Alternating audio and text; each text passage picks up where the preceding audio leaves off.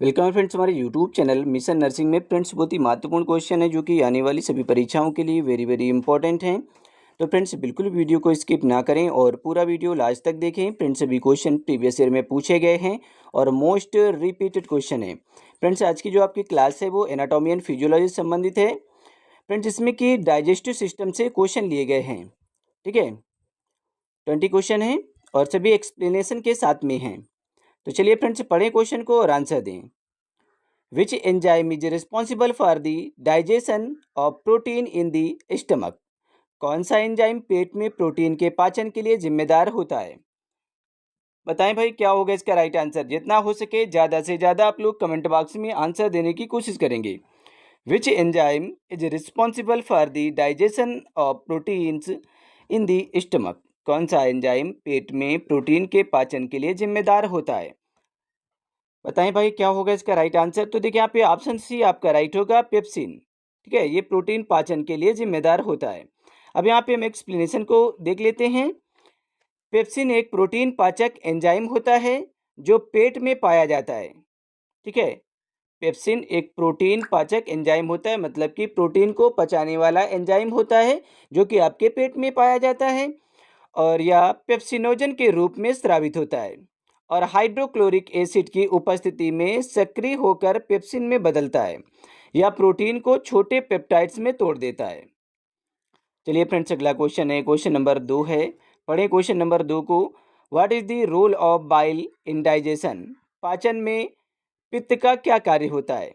पाचन में पित्त का क्या कार्य होता है? आप लोग आंसर दें फ्रेंड्स, कमेंट बॉक्स में आंसर देने की कोशिश करें। ज़्यादा से ज़्यादा आप लोग कमेंट बॉक्स में आंसर देंगे। What is the role of bile in digestion? पाचन में पित्त का कार्य क्या होता है? तो देखिए यहाँ पे ऑप्शन बी आपका राइट होगा, एमल्सिफिकेशन ऑफ फैट। क्या करता है? ये वसा का एमल्सिफिकेशन करता है। ऑप्शन बी यहाँ पे आपका राइट होगा। एक्सप्लेन को देख लें। पित्त रस वसा को छोटे छोटे बूंदों में तोड़ता है। जो पित्त रस होता है ये वसा को छोटे छोटे बूंदों में तोड़ देता है, जिससे वसा पाचक एंजाइम लाइपेज में या लाइपेज उस पर बेहतर तरीके से कार्य कर सके। इस प्रक्रिया को एमल्सिफिकेशन कहा जाता है फ्रेंड्स। चलिए फ्रेंड्स अगला क्वेश्चन है, क्वेश्चन नंबर 3। पढ़ें क्वेश्चन नंबर 3 को। ज़्यादा से ज़्यादा फ्रेंड्स आंसर दिया करें कमेंट बॉक्स में, जिससे आपकी जो तैयारी है वो बेहतर हो सके। Which hormones stimulates the secretion of gastric juice? कौन सा हार्मोन गैस्ट्रिक जूस के स्राव को उत्तेजित करता है? बताएं फ्रेंड्स क्या होगा इसका राइट आंसर। पढ़ें अच्छे से फिर आंसर दें कि कौन सा हार्मोन गैस्ट्रिक जूस के स्रावण को या स्राव को उत्तेजित करता है? सिक्रेटिन, गैस्ट्रिन, सीसीके या फिर इंसुलिन। ये फ्रेंड्स हिस्टोकाइनिन होता है। ठीक है, सीसीके। तो यहाँ पे फ्रेंड्स ऑप्शन बी आपका राइट होगा, गैस्ट्रिन। ठीक है, ऑप्शन बी यहाँ पे आपका राइट होगा, गैस्ट्रिन। एक्सप्लेन को देख लें।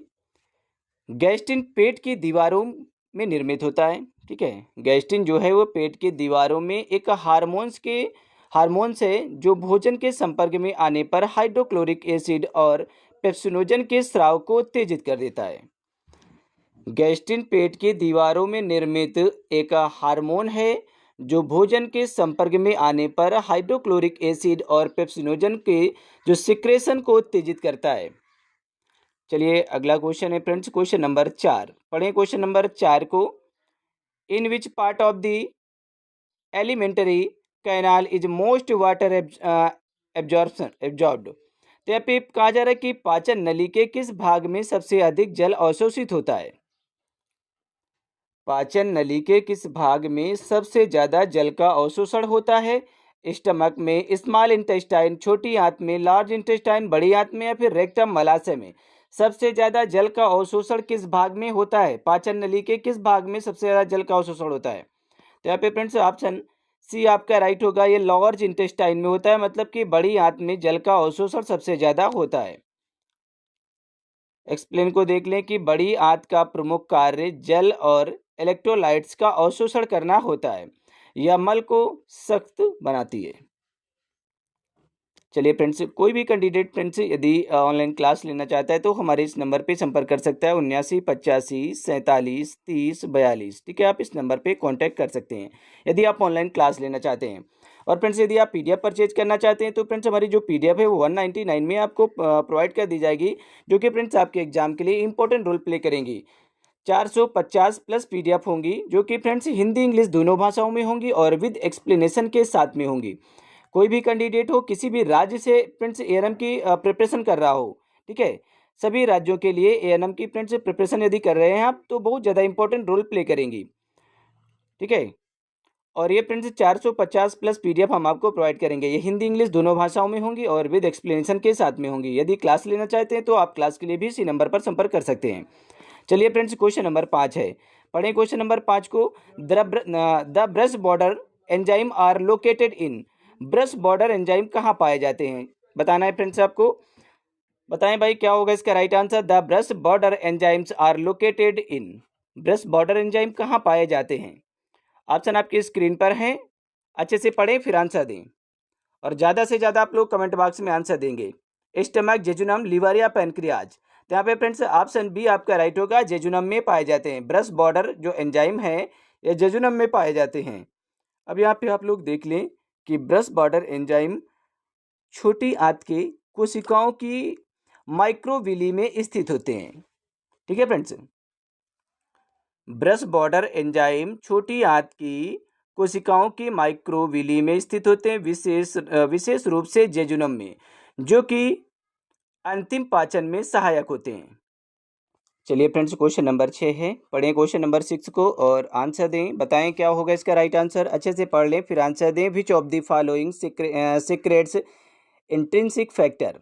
निम्नलिखित में से कौन इंट्रिंसिक फैक्टर स्रावित करता है। पढ़ें और आंसर दें। बताएं में क्या होगा इसका right answer. Which of the following secrets intrinsic factor. तो यहाँ पे फ्रेंड्स पैरेटल सेल्स होंगी, ठीक है, ये पैरेटल कोशिकाएं। ऑप्शन बी यहाँ पे आपका राइट होगा।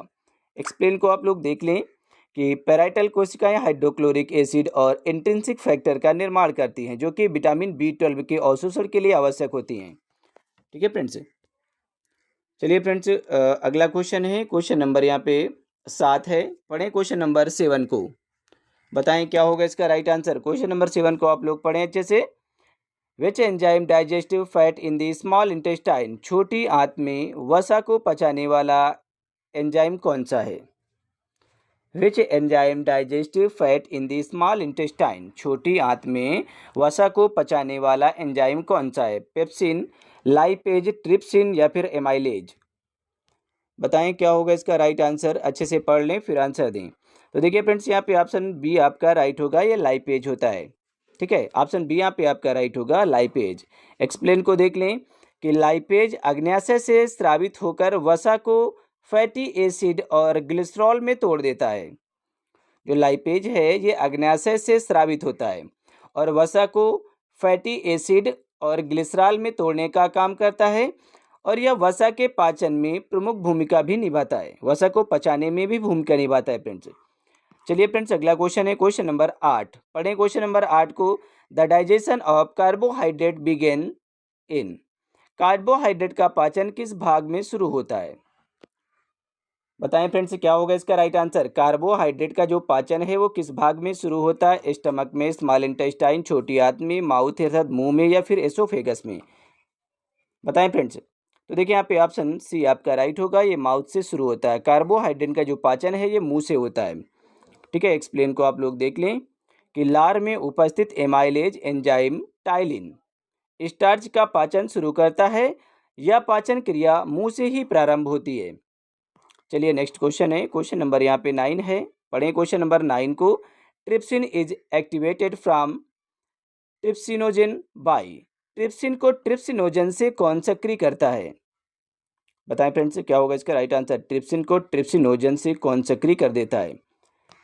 बताएं भाई क्या होगा इसका राइट आंसर। तो देखिए यहाँ पे ऑप्शन ए आपका राइट होगा, एंटेरोकाइनोज, ठीक है, एंटेरोकाइनेज। ऑप्शन यहाँ पे ए आपका राइट होगा, एंटेरोकाइनेज। एक्सप्लेन को आप देख लें कि एंटेरोकाइनेज छोटी आंत के द्वारा स्रावित एक एंजाइम है, जो कि ट्रिप्सिनोजन को ट्रिप्सिन में बदलकर प्रोटीन पाचन की प्रक्रिया जो होती है उसको शुरू करने का काम करता है।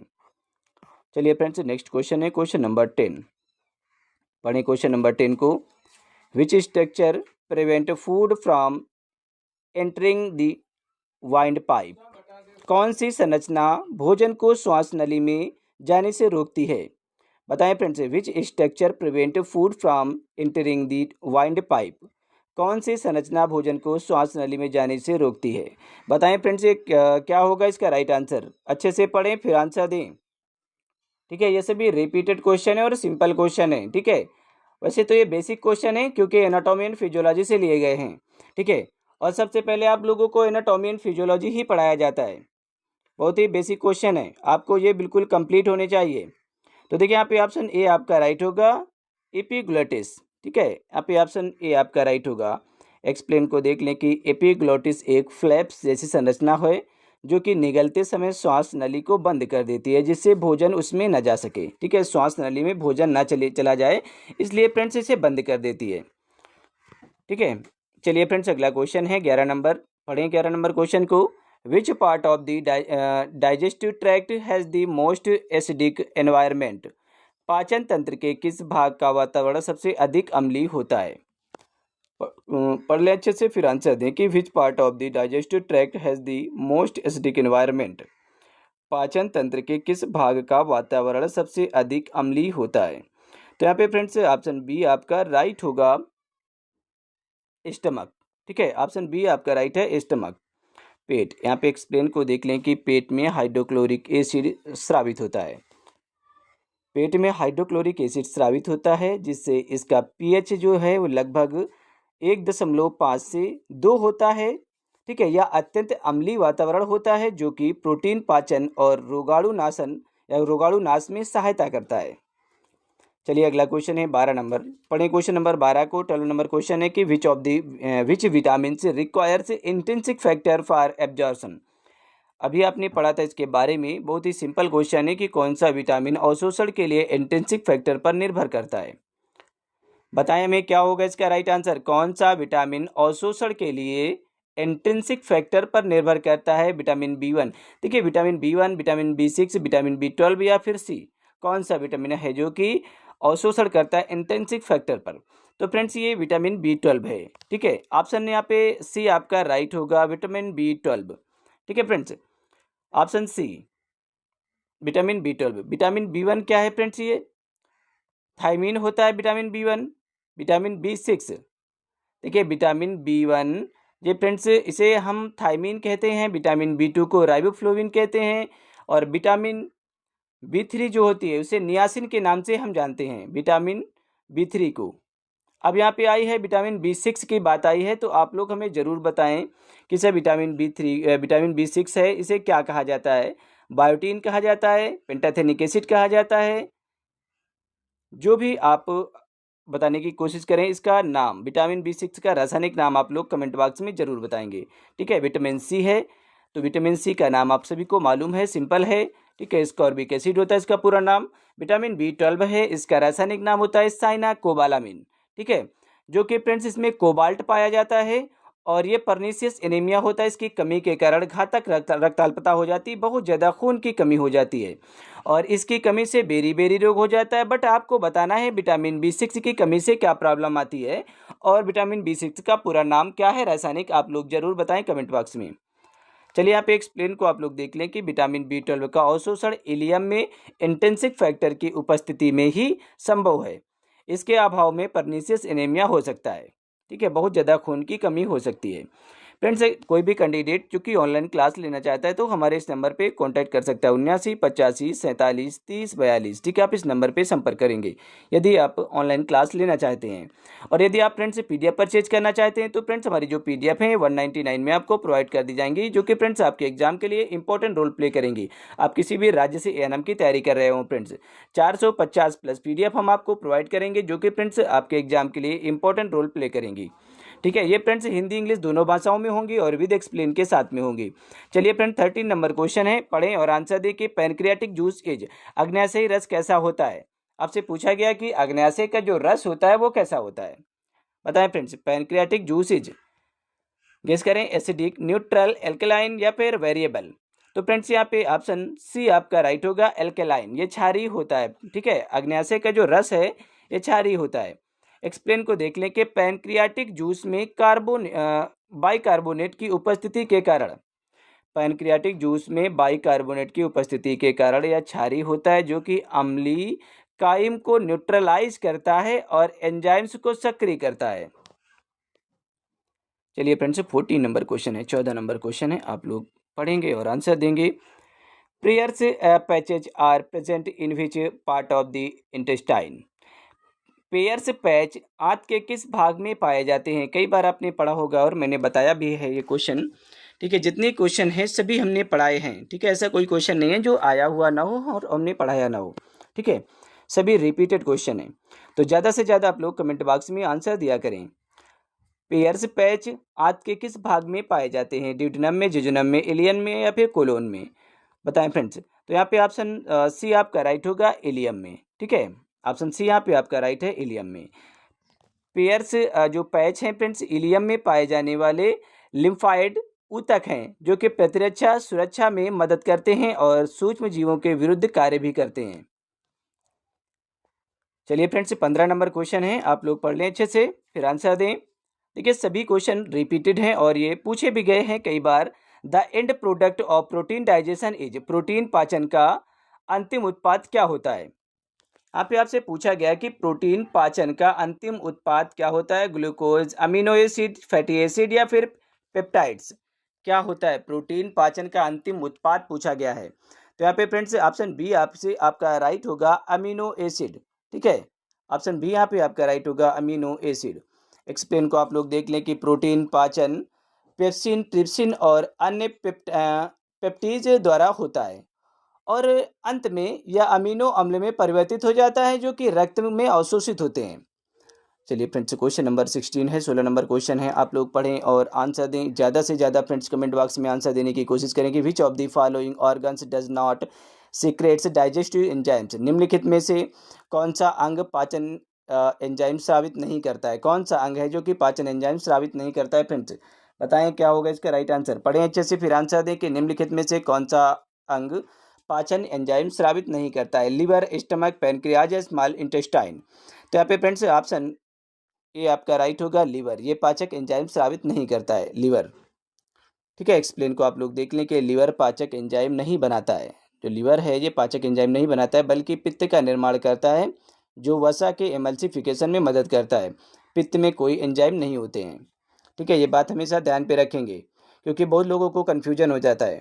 ठीक है, कि पित्त में भी एंजाइम होते हैं, बहुत से लोगों को कन्फ्यूजन होता है। इस वजह से आप लोग ध्यान दें कि लीवर में पाचक एंजाइम नहीं बनाता। जो लीवर है ये पाचक एंजाइम नहीं बनाता है, बल्कि ये पित्त का निर्माण करता है, जो कि वसा के एमल्सिफिकेशन में मदद करता है और पित्त में कोई भी एंजाइम नहीं होता है। चलिए 17 नंबर क्वेश्चन है फ्रेंड्स, पढ़ें 17 नंबर क्वेश्चन को और आंसर दें कि where does absorption of digested nutrient daily यहाँ पे मेनली अकर्स। बचे हुए पोषक तत्वों का अवशोषण मुख्यतः कहाँ पर होता है? कहाँ होता है फ्रेंड्स? आप लोग आंसर दें, बताएं भाई क्या होगा इसका right answer. Where does absorption of digested nutrient mainly occur. बचे हुए पोषक तत्वों का अवशोषण मुख्य रूप से कहाँ पर होता है? स्टमक में होता है, लार्ज इंटेस्टाइन, स्मॉल इंटेस्टाइन या फिर रेक्टम? मतलब पेट में, छोटी आंत में, बड़ी आंत में या फिर मलाशय में, रेक्टम में? तो यहाँ पे फ्रेंड्स ऑप्शन सी आपका राइट होगा, ये स्मॉल इंटेस्टाइन में होता है। पचे हुए, देखिए यहाँ पे कहा जा रहा है कि पचे हुए तत्वों का अवशोषण। ठीक है, पचने के बाद जो तत्व होते हैं उनका जो अवशोषण होता है वो छोटी आंत में होता है, स्मॉल इंटेस्टाइन में होता है। एक्सप्लेन को देख लें, छोटी आंत की आंतरिक सतह माइक्रोविली युक्त होती है, जिससे इसका सतह क्षेत्र बहुत बड़ा हो जाता है और अवशोषण अधिकतम होता है फ्रेंड्स। चलिए अगला क्वेश्चन है, क्वेश्चन नंबर 18। पढ़ें क्वेश्चन नंबर 18 को। What is the function of goblet cells in the intestine. आंत में ग्लोबुलेट कोशिकाओं का कार्य क्या होता है? बताएं भाई क्या होगा इसका राइट आंसर। आंत में ग्लोबुलेट जो कोशिकाएं होती हैं उनका कार्य पूछा गया है कि क्या कार्य होता है इनका। बहुत से लोगों ने ग्लोबुलेट जो सेल्स हैं पहली बार हो सकता है पढ़ा हो। ठीक है, बहुत से लोग ऐसे हैं जिन्होंने मतलब कि रेगुलर क्लासेस अटेंड नहीं की है। तो फ्रेंड्स जितना हो सके आप लोग रिवाइज करें, रिवीजन करें, ज़्यादा से ज़्यादा रिवीजन करें, ताकि आप लोगों के जो फ्लो है उसमें क्वेश्चन बने रहें। ठीक है, डेली आप पढ़ा करें। ऐसा नहीं है कि आप 2-4 दिन पढ़ते हैं उसके बाद रेस्ट करते हैं। ठीक है, कंटिन्यूस आप लोग मेहनत करेंगे। ठीक है, और जो पिछला आप पढ़ चुके हैं उसका भी रिवीजन करते रहेंगे ताकि आपका फ्लो बना रहे। ठीक है फ्रेंड्स, तो यहाँ पे ऑप्शन सी आपका राइट होगा, म्यूकस सिक्रेशन। क्या होगा? म्यूकस सिक्रेशन होगा। ऑप्शन सी यहाँ पे आपका राइट होगा। एक्सप्लेन को देख ले कि ग्लोबुलेट कोशिकाएं अर्थात श्लेष्मा जिसे म्यूकस उत्पन्न करती हैं, ग्लोबुलेट कोशिकाएं श्लेष्मा उत्पन्न करती हैं अर्थात म्यूकस उत्पन्न करती हैं जो आंत की दीवारों की सुरक्षा करती हैं और भोजन को सहजता से आगे बढ़ने में सहायता करती हैं। ठीक है, मतलब कि चिकना कर देती हैं उसे ताकि भोजन आसानी से आगे बढ़ सके। चलिए फ्रेंड्स 19 नंबर क्वेश्चन है कि which structure increases the surface area for absorption in the small intestine. छोटी आंत में अवशोषण के लिए सतह क्षेत्र को कौन बढ़ाता है? बताएं फ्रेंड्स क्या होगा इसका राइट आंसर। पढ़ लें अच्छे से फिर आंसर दें। Which structure increases the surface area for absorption in the small intestine. छोटी आंत में अवशोषण के लिए सतह क्षेत्र को कौन बढ़ाने का काम करता है? तो यहाँ पे फ्रेंड्स ऑप्शन बी आपका राइट होगा, विली। ठीक है, ये सतह क्षेत्र को बढ़ा देता है ताकि अवशोषण अच्छे से हो सके। विली छोटी आंत की भीतरी सतह पर उपस्थित अंगुली नुमा संरचनाएं हैं जो सतह क्षेत्र को बहुत अधिक बढ़ाकर पोषक तत्वों के अवशोषण को प्रभावी बनाती हैं। चलिए फ्रेंड्स ये लास्ट क्वेश्चन है 20 नंबर, आप लोग पढ़ें और आंसर दें। ठीक है, अच्छे से पढ़ लें, सभी सिंपल हैं और सभी पूछे गए हैं, रिपीटेड हैं। The main function of the colon is. Colon बड़ी आंत का मुख्य कार्य क्या होता है? ये जो फ्रेंड्स कोलोन होता है ये बड़ी आंत का भाग होता है। ठीक है, जो आपकी आंतें होती हैं तो मतलब क्या होता है कि आंतों में जो फ्रेंड्स ये कोलोन होते हैं, ठीक है, ये कोलोन भाग होते हैं आपकी आंतों में। ठीक है, ये बड़ी आंत में पाए जाते हैं जो कोलोन भाग। जब आपको टाइफाइड फीवर आता है तो ये कोलोन भाग प्रभावित हो जाते हैं। ठीक है, ये कोलोन को ही प्रभावित करते हैं। टाइफाइड जो साल्मोनेला टाइफी बैक्टीरिया होता है ये बड़ी आंत के कोलोन को प्रभावित करता है। तो फ्रेंड्स यहाँ पे ऑप्शन सी आपका राइट होगा, वाटर एब्जॉर्प्शन, जल का अवशोषण। ठीक है, बड़ी आंत जो कोलोन है जल का अवशोषण करती हैं। बड़ी आंत का प्रमुख कार्य जल और इलेक्ट्रोलाइट्स का पुनः अवशोषण करती हैं जिसमें मल को सख्त किया जाता है और शरीर में जल संतुलन बना रहता है फ्रेंड्स। तो ये आपका लास्ट क्वेश्चन था फ्रेंड्स। कोई भी कैंडिडेट जो कि ऑनलाइन क्लास लेना चाहता है तो फ्रेंड्स हमारे इस नंबर पे कांटेक्ट कर सकता है 79 85 47 30 42। आप इस नंबर पे संपर्क करेंगे ऑनलाइन क्लास लेने के लिए, और यदि पीडीएफ परचेज करना चाहते हैं तो भी हमारे इसी नंबर पे कांटेक्ट कर सकते हैं। तो फ्रेंड्स हमारी जो पीडीएफ है 199 में आपको प्रोवाइड कर दी जाएंगे, 199 रुपये में आपको पीडीएफ प्रोवाइड कर दी जाएंगे, जो कि 450 प्लस पीडीएफ होंगी। ये हिंदी और इंग्लिश दोनों भाषाओं में होंगे और विद एक्सप्लेनेशन के साथ में होंगी। तो चलिए फ्रेंड्स मिलते हैं नेक्स्ट क्लास में, तब तक के लिए bye bye and take care.